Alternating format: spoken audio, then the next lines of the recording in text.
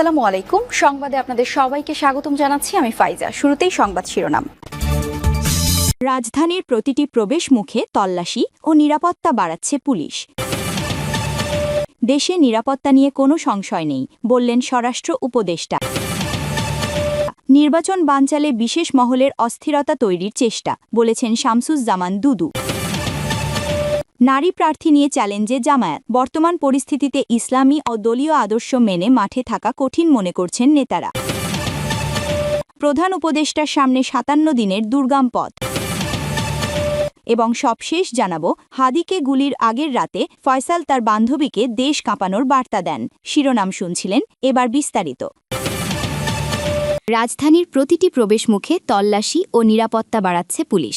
ঢাকা মহানগরীর নিরাপত্তা নিশ্চিত ও আইন শৃঙ্খলা পরিস্থিতি স্বাভাবিক রাখতে রাজধানীর প্রতিটি প্রবেশমুখে তল্লাশি ও নিরাপত্তা ব্যবস্থা জোরদার করছে পুলিশ। বুধবার বিকাল থেকে শহরের বিভিন্ন গুরুত্বপূর্ণ পয়েন্টে বিশেষ চেকপোস্ট কার্যক্রম শুরু হচ্ছে। ঢাকা মহানগর পুলিশের ডিএমপির গণমাধ্যম ও জনসংযোগ বিভাগের উপকমিশনার মোহাম্মদ তালেবুর রহমান এক খুদে বার্তায় এ তথ্য জানান। তালেবুর রহমান বলেন, ঢাকা মহানগরীর সামগ্রিক নিরাপত্তা ও জনশৃঙ্খলা রক্ষার্থে অদ্য থেকে চেকপোস্ট ব্যবস্থা আরও বেগবান করা হয়েছে।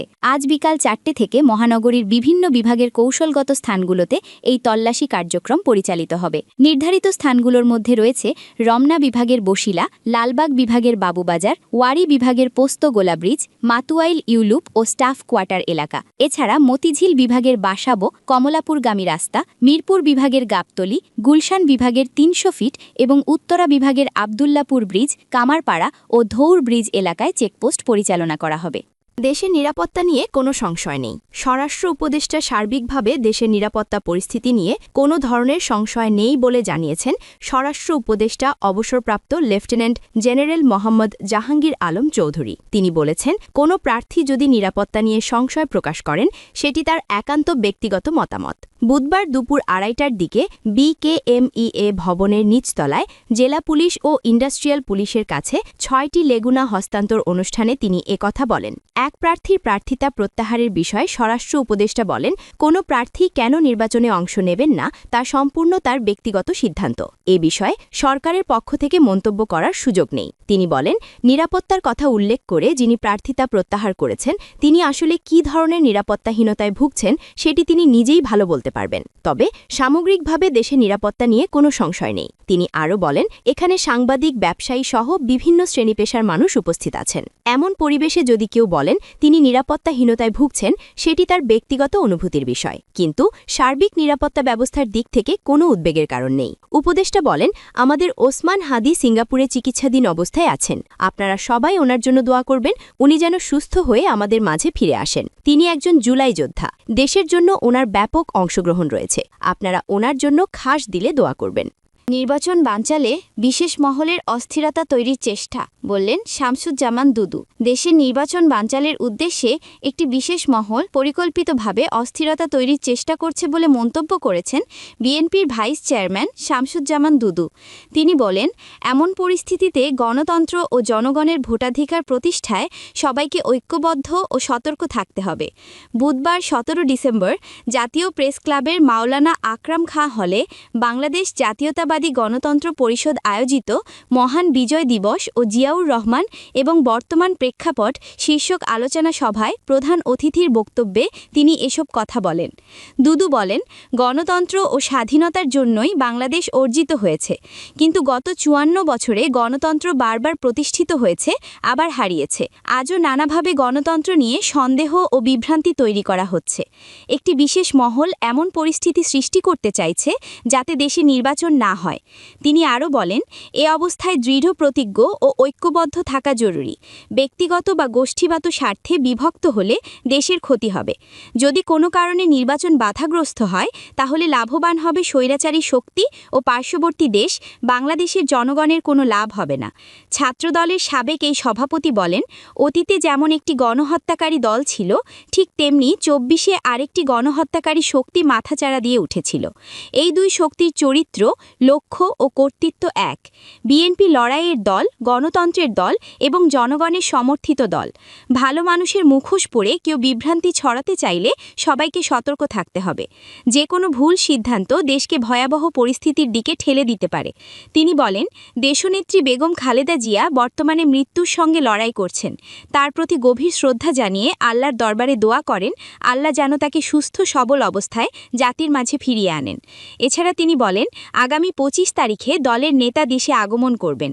এই দিনটিকে স্মরণীয় করে রাখতে সকল নেতাকর্মী ও জনগণকে প্রস্তুতির আহ্বান জানান। নারী প্রার্থী নিয়ে চ্যালেঞ্জে জামায়াত। বর্তমান পরিস্থিতিতে ইসলামী ও দলীয় আদর্শ মেনে মাঠে থাকা কঠিন মনে করছেন নেতারা। জুলাই জাতীয় সনদে সই করা রাজনৈতিক দলগুলো জাতীয় সংসদ নির্বাচনে কমপক্ষে ৫% আসনে নারী প্রার্থী মনোনয়ন দেওয়ার অঙ্গীকার করলেও তা রক্ষা করছে না বাংলাদেশ জামায়াতে ইসলামী। প্রতিশ্রুতি অনুযায়ী সংসদের ৩০০ আসনের জন্য নারী প্রার্থী রাখতে হবে অন্তত ১৫ জন, কিন্তু এরই মধ্যে দলটি ৩০০ আসনে প্রার্থী দিয়েছে। সেখানে একজনও নারী প্রার্থী দেয়নি জামায়াত। দলটি যদিও নীতি নির্ধারণী ফোরামে বিষয়টি নিয়ে আলোচনা করেছে, সেখানে ২-৩ জন নারী প্রার্থীর বিষয়ে গুরুত্ব পেয়েছে। তবে ইসলামিক নিয়ম ও সাংগঠনিক শৃঙ্খলা মেনে নারী প্রার্থী দেওয়া চ্যালেঞ্জ হিসেবে দেখছেন জামায়াত নেতারা। জানা যায়, জামায়াতে ইসলামী এখন পর্যন্ত কোনো নারী প্রার্থীর নাম ঘোষণা করেনি। ০% নারী প্রতিনিধিত্ব তাদের আদর্শিক ও রাজনৈতিক অবস্থানের সুস্পষ্ট প্রতিফলন। যদিও জামায়াতে ইসলামীর পক্ষ থেকে জানানো হয়েছে যে বিষয়টি নীতি নির্ধারণী বৈঠকে আলোচনা হয়েছে, কিন্তু মনোনয়নের চূড়ান্ত পর্যায়ে এসেও নারী প্রার্থীর নাম ঘোষণা করতে পারেনি। একই সঙ্গে জামায়াত নেতৃত্বাধীন ৮ দলের জোটেও নেই কোনো নারী প্রার্থী। নেতারা বলছেন, জামায়াতে ইসলামী একটি ইসলামী অনুশাসন মেনে চলা দল। সেখানে নারীদের প্রার্থী দেওয়া সংগঠনের পক্ষ থেকে খুবই চ্যালেঞ্জ। এর অন্যতম চ্যালেঞ্জ হল স্বামী থেকে অনুমতি পাওয়া। স্বামী অনুমতি না দিলে সে প্রার্থী হওয়ার সুযোগ নেই। এছাড়া নারী প্রার্থীরা সভা সমাবেশে গিয়ে ইসলামিক নিয়ম মেনে বক্তব্য এবং ভাষণসহ আনুষাঙ্গিক কাজ সুচারুভাবে শেষ করা কঠিন কাজ। যেভাবে অন্য দলের নারী প্রার্থীরা প্রচারণা করছেন, সেখানে জামায়াতে প্রার্থীরা যেতে পারে না। একই সঙ্গে প্রার্থী হওয়ার অনাগ্রহ বিষয়টাও তো রয়েছেই। তবে ইসলামিক নিয়ম, সাংগঠনিক শৃঙ্খলা ও যোগ্যতা দেখে প্রার্থী খোঁজা হচ্ছে। প্রধান উপদেষ্টার সামনে ৫৭ দিনের দুর্গম পথ। প্রধান নির্বাচন কমিশনার ১১ই ডিসেম্বর আগামী জাতীয় সংসদ নির্বাচনের তফসিল ঘোষণার পর সারা দেশে যে আনন্দ এবং উচ্ছ্বাস শুরু হয়েছিল, তার আয়ুষ্কাল ছিল মাত্র ১৮ ঘণ্টা। তফসিল ঘোষণার পরদিনই প্রকাশ্য দিবালোকে গুলিবিদ্ধ হন জুলাই আন্দোলনের অন্যতম নেতা, ইনকিলাব মঞ্চের আহ্বায়ক শরীফ ওসমান বিন হাদি। গত শুক্রবার দুপুরে রাজধানীর পুরানা পল্টনের বক্স কালভার্ট সড়কে গুলিবিদ্ধ হন ইনকিলাব মঞ্চের আহ্বায়ক ও ঢাকা ৮ সংসদীয় আসনের সম্ভাব্য প্রার্থী ওসমান হাদি। মোটরসাইকেলে থাকা আততায়ী তাকে গুলি করে মোটরসাইকেলে করেই পালিয়ে যায়। মাথায় গুলিবিদ্ধ ওসমান হাদিকে প্রথমে ঢাকা মেডিকেল কলেজ হাসপাতালে, পরে সেখান থেকে রাজধানীর এভারকেয়ার হাসপাতালে নেওয়া হয়। গত সোমবার তাকে এয়ার অ্যাম্বুলেন্সে করে সিঙ্গাপুরে নেওয়া হয়েছে। হাদির ওপর এ হামলার ঘটনা নির্বাচনের আগে আইন শৃঙ্খলা পরিস্থিতি নিয়ে নতুন উদ্বেগ ও উৎকণ্ঠা সৃষ্টি করেছে। এ ঘটনাকে অবাধ ও সুষ্ঠু নির্বাচনের জন্য চ্যালেঞ্জ হিসেবে দেখা দিয়েছে। বাংলাদেশ প্রতিদিনের খবর অনুযায়ী ইনকিলাব মঞ্চের শরীফ ওসমান হাদি দিয়ে শুরু। দেশকে অস্থিতিশীল করতে মরিয়া হয়ে উঠেছে দেশি বিদেশি চক্র। তাদের টার্গেটে রয়েছেন আরও অন্তত অর্ধশতাধিক জুলাই যোদ্ধা এবং রাজনৈতিক ব্যক্তিত্ব। মঞ্জিলে পৌঁছতে ইতোমধ্যে মোটা অঙ্কের অর্থ বিনিয়োগও করেছে তারা। ১৫ই ডিসেম্বর এ দুর্ভাগ্যজনক ঘটনার পরপরই জাতি উদযাপন করে বিজয় দিবস। বিজয় দিবস উপলক্ষে জাতির উদ্দেশ্যে প্রদত্ত ভাষণে প্রধান উপদেষ্টা খোলামেলাভাবে নির্বাচনের আগে পরাজিত শক্তির ষড়যন্ত্রের কথা তুলে ধরেন। তিনি বলেন, জুলাই অভ্যুত্থানের সম্মুখ যোদ্ধা ইনকিলাব মঞ্চের মুখপাত্র শরীফ ওসমান হাদির উপর সম্প্রতি যে হামলার ঘটনা ঘটেছে, তা শুধু একজন ব্যক্তির ওপর আঘাত নয়, এটি বাংলাদেশের অস্তিত্বের ওপর আঘাত, আমাদের গণতান্ত্রিক পথচলার ওপর আঘাত। অধ্যাপক ইউনুস বলেন, আমি পরিষ্কারভাবে বলতে চাই, পরাজিত শক্তি ফ্যাসিস্ট টেরোরিস্টদের এ অপচেষ্টা সম্পূর্ণভাবে ব্যর্থ করে দেওয়া হবে।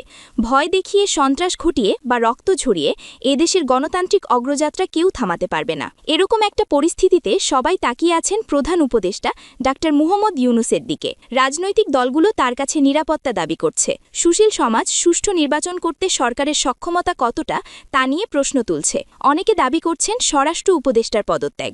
সংশ্লিষ্টরা বলছেন, একাধিক সংস্থা সরকারের ঊর্ধ্বতন পর্যায়ে অনেক আগেই বিষয়টি অবগত করলেও ওসমান হাদির নিরাপত্তা নিশ্চিতে ব্যর্থ হয়েছেন তারা।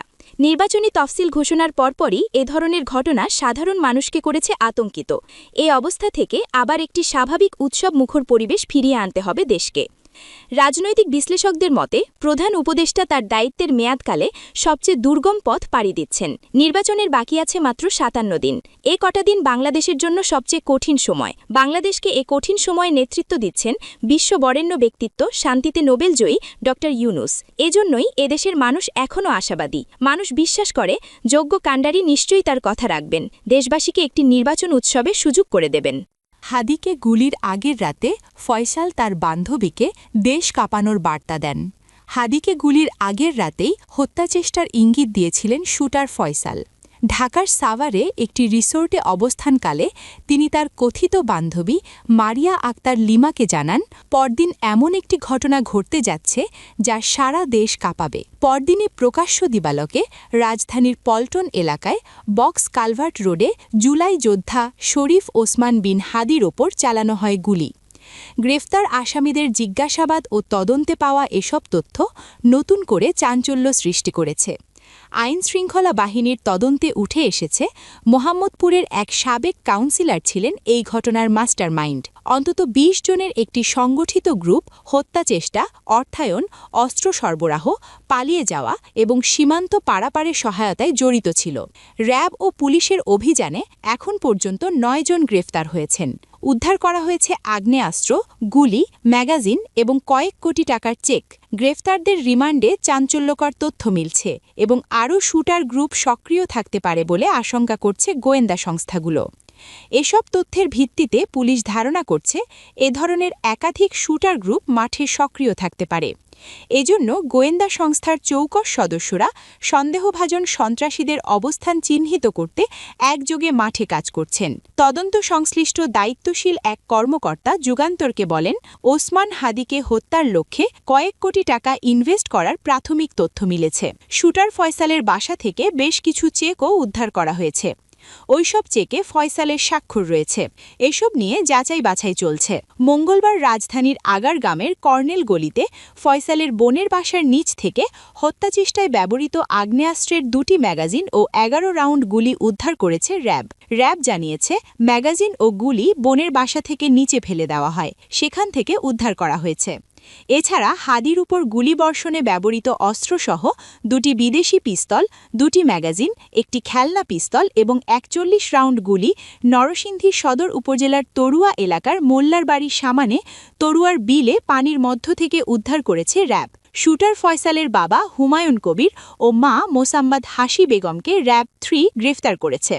পরে তাদের মঙ্গলবার রাত ১:১২টার দিকে গোয়েন্দা পুলিশের কাছে হস্তান্তর করা হয়েছে। সূত্র বলছে, রিমান্ডে চাঞ্চল্যকর তথ্য মিলেছে। ওসমান হাদির উপর হামলার বিষয়টি আগে থেকে জানতেন কথিত বান্ধবী মারিয়া। ঘটনার আগের রাতে অর্থাৎ বৃহস্পতিবার রাতে ফয়সাল ও আলমগীর সাভারের গ্রিন জোন রিসর্টের ২০৪ নম্বর রুমে রাত্রি যাপন করেন। সেখানে ছিলেন ফয়সালের কথিত বান্ধবী মারিয়া আক্তার লিমা। ওই রাতে ফয়সাল তার বান্ধবীকে বলেন, কাল অর্থাৎ শুক্রবার এমন কিছু হবে সারা দেশ কাঁপবে।